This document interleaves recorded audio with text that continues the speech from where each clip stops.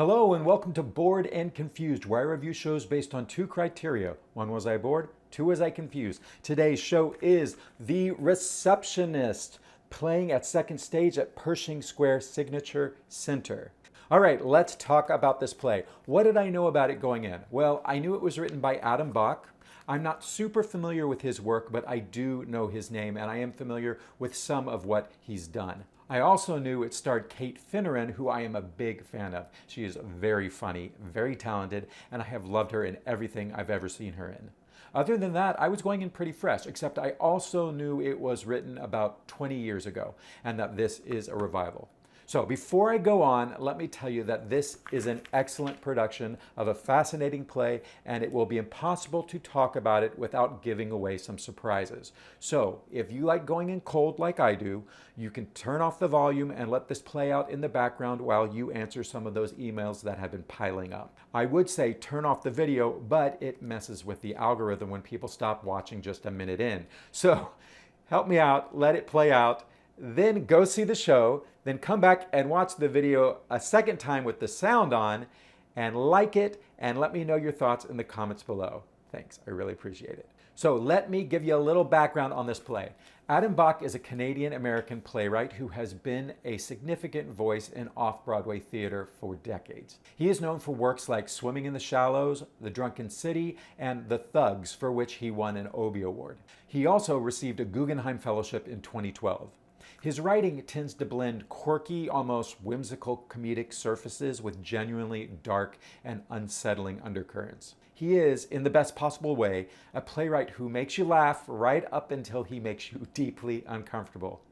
Now, The Receptionist was developed with support from the Eugene O'Neill Center at the National Playwrights Conference in 2006. And had a staged reading at Hartford Stage's brand new festival around the same time. It then received its world premiere in October 2007 at the Manhattan Theater Club, directed by the Tony Award-winning Joe Mantello and starring Jane Houdyshell as Beverly. Gosh, I wish I'd seen that production. Mantello is one of the best directors working, and Houdyshell is so perfect for this role. Not surprisingly, that production sold out and was extended. Critically, the play was embraced. The New York Times called it a, quote, poisoned post-it note of a play, and critics praised its ability to make the mundane deeply unsettling. It was nominated for Outstanding Off-Broadway Play at the Outer Critics Circle Awards and included in the Best Plays of 2007-2008 anthology. The play was written in the final years of the Bush administration, as questions about government-sanctioned torture and institutional complicity were very much part of the national conversation. That context is baked right into the DNA of this piece, and it turns out the DNA hasn't aged a day, unfortunately. So, what is The Receptionist about? On its surface, it's a comedy about office life. Beverly, played here by Katie Finneran, is the receptionist at a company whose true nature is slowly revealed to us over the course of the play.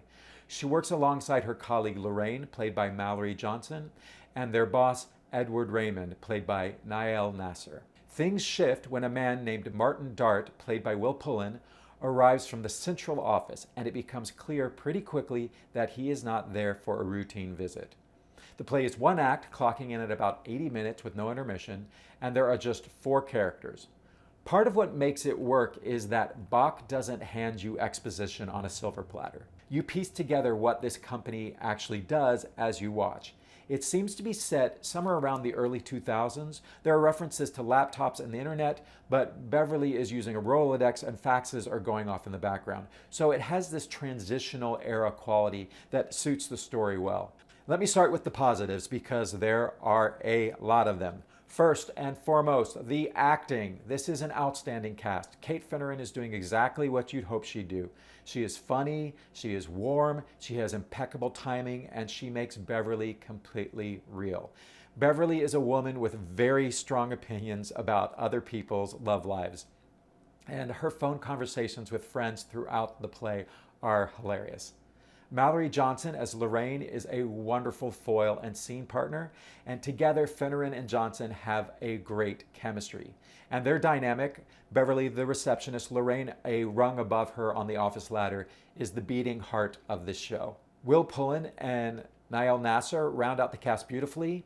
The writing is sharp and very funny in ways that sneak up on you. Critics who saw this original production praise exactly that quality. The way Bock uses everyday workplace banter as a kind of camouflage for something much darker underneath. There's a real craft to making an audience laugh while simultaneously unsettling them, and Bock pulls that off. And this play feels genuinely timely right now, perhaps even more so than it would when it premiered. The themes of complicity, of going along with questionable practices because it's just your job, of the casual moral compromises people make within institutions, all of that lands with real weight in this current moment. It is a subversive play in the best sense of the word. So, negatives, I only have one. My one complaint actually is not about the play itself, it's about the pre-show music. And standard note that I always give, the pre-show music is too loud, but beyond the volume, the music just felt wrong for the era of this play. The play seems to be set in the past, and the eclectic pre-show music choices were kind of disconcerting and didn't help set the tone of the play. It's a small thing, but it kind of picked at me. So, was I bored? Not bored at all. 80 minutes, the acting is tremendous, and the writing is sharp and very funny. The whole experience is about slowly uncovering what's really going on with these characters, with this company, and with the relationships between each other. And that keeps you fully engaged from start to finish. I was leaning in the entire time. Was I confused? Well, part of what makes this play work is that it is deliberately withholding information. You don't get all the answers you might want, and honestly, I think that's a feature, not a bug. After the curtain comes down, you have room to think. You ask yourself, when exactly did Lorraine make the decision she seems to have made? What was the tipping point for each of these characters? The play gives you enough to go on, but leaves you to do some of the work yourself, and I'm fine with that. It's fun to sit with this play. I did have one specific question that lingered with me. The show begins with a monologue from Edward Raymond about catching fish. He explains that if a fish is unharmed, he releases it back into the water. But if it's damaged, say a hook got caught in the gills, he will humanely bleed it out in the water so that it slowly loses oxygen like the fish is going to sleep. And then he eats it. Not there and then, but later. It's kind of a haunting monologue, and when you understand what Raymond does for work, the juxtaposition is very striking. And I found myself wondering, is this him rationalizing the moral logic of his job, or is this him realizing on some level that he can't keep doing this job? The play doesn't spell it out, and honestly, it's fine that it doesn't, because this happens at the beginning of the play, and then we don't really understand it in the moment, and we have to kind of come back to it in our memory to try to piece out what was going in that monologue, what was going on in his life in that moment when he gives it, and who is he giving that monologue to? It seems like the audience, but I don't think it is the audience. So let me wrap this up. I love this play. It is an 80-minute masterclass in how to do a lot with very little. It's a small cast, a single setting, a premise that seems deceptively simple right up until it isn't. The themes are genuinely important, the execution is smart and funny and unnerving in equal measure, and this cast is terrific. The lesson at the heart of this play, that no one walks away unscathed from complicity in something that's wrong, no matter how far down the chain they are, is one worth sitting with, especially right now. So, why should you see this show? If you like great acting, if you like sharp writing, and theater that trusts you enough to not spell everything out for you, go see the play. It is only 80 minutes, but those 80 minutes are packed, and you will be thinking about it on the subway ride home. This play was relevant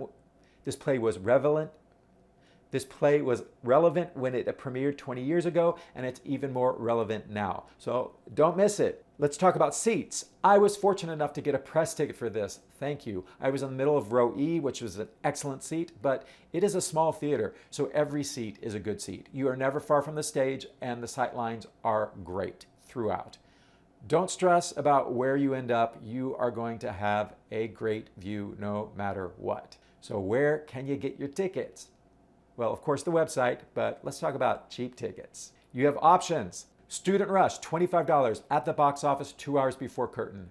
Under 30 people, $30. Use the code 30 under 30 at the second stage cart online. And Today Tix has rush tickets for $43 on the Today Tix app. And so you got options. Go take advantage of them. I have told you. So that's what I got.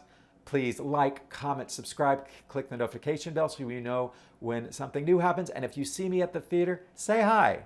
I will see you at the next one where I am reviewing, I can't remember the name. It's like, well, comma, this is what I'm reviewing next.